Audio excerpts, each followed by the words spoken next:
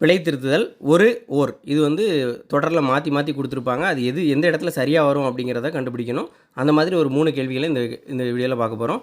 6ஆம் வகுப்பு 3ஆம் பருவத்தில் முதல் மொழித்திறன் பயிற்சியில் 15வது பக்கத்தில் கொடுத்துருப்பாங்க. 1 அப்படிங்கிறத குறிக்கிறதுக்கு தான் ஓர் அப்படிங்கிறதும் ஒரு அப்படிங்கிற 2 சொல்லுமே பயன்படுத்தப்படுது.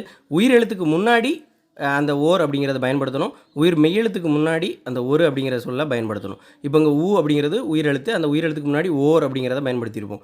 ந அப்படிங்கிறது உயிர் மெய்யெழுத்து, அதுக்கு முன்னாடி ஓ அப்படிங்கிறத ஒரு அப்படிங்கிறத பயன்படுத்தியிருப்போம். இப்போ ஒரு இரவும் ஒரு பகலும் சேர்ந்தது ஒரு நாள், ஒரு அழகிய சிற்றூரில் ஒரு குளம் இருந்தது. இந்த 2 கேள்வியுமே அந்த மொழித்திறன் பயிற்சியில் எக்ஸசைஸாக கொடுத்துருப்பாங்க.